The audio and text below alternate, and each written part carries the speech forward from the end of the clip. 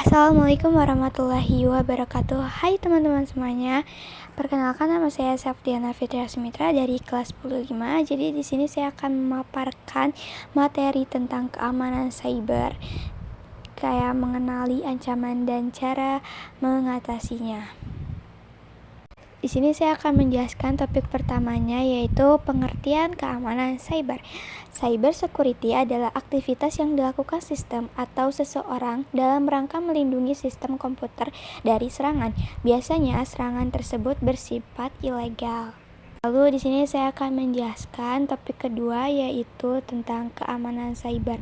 Keamanan cyber ini memiliki 3 keamanan, yaitu pertama firewall. Firewall ini berbentuk software yang diinstal pada komputer dan berfungsi untuk menyaring lalu lintas jaringan. Jika firewall hardware bekerja pada jaringan atau bisa disebut router, maka si firewall hardware ini tuh kayak mencegah lalu lintas jaringan yang tidak aman. Sedangkan firewall software itu bekerja dengan cara melindungi komputer dari ancaman trojan ataupun bentuk virus asing lainnya. Yang kedua, enkripsi. Enkripsi itu sebuah proses mengubah informasi menjadi kode yang tidak dapat dibaca oleh orang yang tidak memiliki kunci deskripsi. Yang ketiga, autentikasi, yaitu proses verifikasi keabsahan seseorang atau sistem yang mencoba mengakses jaringan atau sistem. Selanjutnya, saya di sini akan menjelaskan topik ketiga, yaitu jenis-jenis cyber. Yang pertama ini ada network security. Network security merupakan sistem keamanan yang melindungi lalu lintas data di tengah pengguna yang semakin banyak. Melalui peningkatan keamanan jaringan, keberadaan network security dianggap efektif untuk melindungi aset perusahaan serta menjaga jaringan lalu lintas data tetap terjaga. Beberapa metode untuk mengaktifkan network security antara lain memasang antivirus. Apa sih antivirus itu? Antivirus yaitu sebuah software yang dapat mendeteksi, melumpuhkan, dan menghapus banyak jenis virus, dan umumnya akan langsung aktif ketika komputer dijalankan. Lalu ada firewall, two-factor authentication, hingga enkripsi data. Yang kedua ada cloud security. Cloud security ini layanan berbasis cloud. Saat ini sudah banyak dimanfaatkan pengguna untuk menyimpan data-data penting. Yang ketiga ini ada application security. Aplikasi ini mampu memudahkan untuk mengakses serta mendapatkan informasi terbaru mengenai suatu produk. Pentingnya application security adalah untuk mencegah risiko pencurian data. Application security biasanya berupa autentikasi baik biometrik maupun kartu identitas. Kalau teman-teman menanyakan apa sih itu autentikasi biometrik? Autentikasi biometrik ini adalah pembuktikan sesuatu secara autentik dengan menganalisis karakteristik biologis dan fisiologis yang unik dari seseorang. Tujuan dari verifikasi biometrik adalah untuk mengonfirmasi identitas seseorang.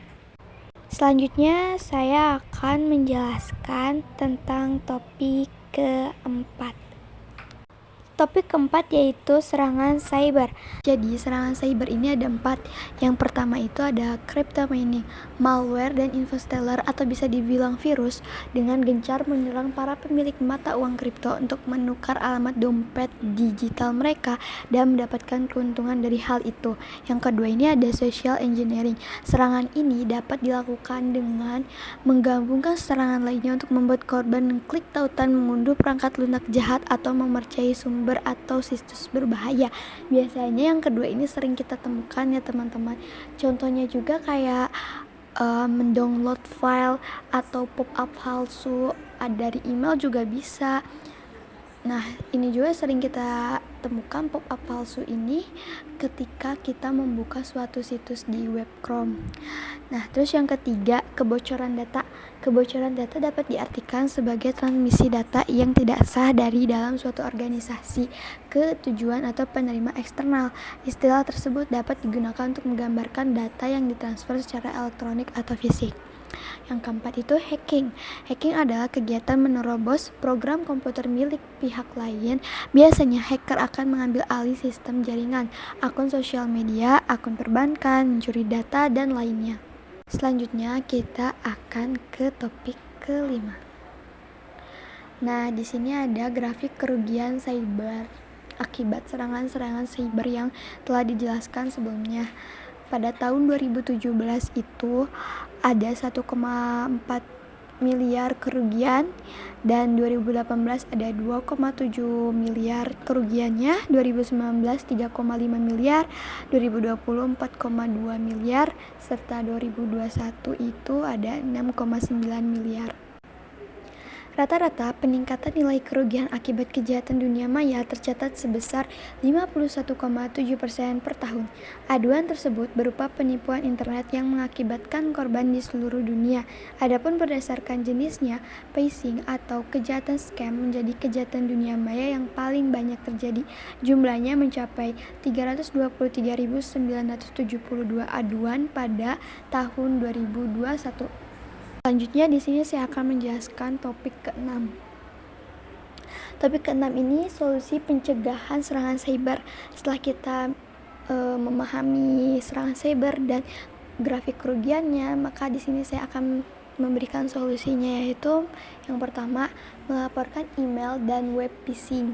Ketika kita mendapatkan email dan web phishing yang berbahaya, maka kita wajib melaporkan ke pihak Google agar pihak Google lindungi gitu. Yang kedua, mengubah kata sandi. Jadi kita harus memiliki kata sandi yang kuat, mengubahnya secara teratur, dan tidak menggunakan kata sandi yang sama untuk akun yang berbeda.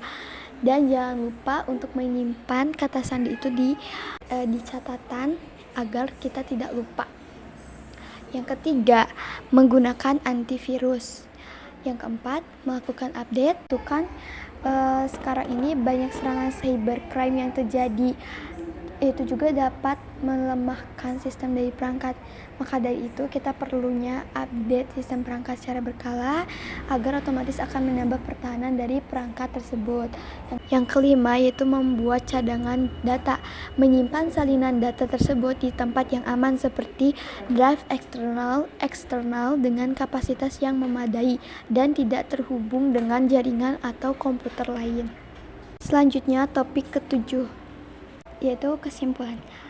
Kesimpulan, keamanan cyber sangat penting di era digital saat ini, di mana teknologi semakin canggih dan serangan cyber semakin kompleks dan berbahaya.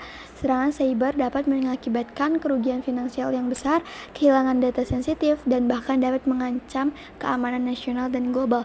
Oleh karena itu, penting bagi individu, organisasi, dan pemerintah untuk mengambil langkah-langkah yang tepat untuk melindungi diri mereka dari serangan cyber, seperti mengimplementasikan teknologi keamanan yang kuat, memperbarui perangkat lunak secara teratur, dan mengedukasi diri tentang praktik keamanan cyber yang baik. Selain itu, kolaborasi di antara lembaga keamanan cyber global juga sangat penting untuk mengatasi serangan cyber secara efektif. Dengan memperhatikan keamanan cyber, kita dapat melindungi diri kita sendiri dan masyarakat dari ancaman serangan cyber dan memastikan keamanan digital kita di masa depan. Sekian, terima kasih presentasi dari saya. Semoga pemaparan dan penjelasan materi yang saya jelaskan dari awal hingga akhir ini dapat mudah dipahami dan sangat berguna sekali untuk teman-teman semuanya. Mohon maaf apabila banyak kesalahan dalam penjelasan. Wassalamualaikum warahmatullahi wabarakatuh.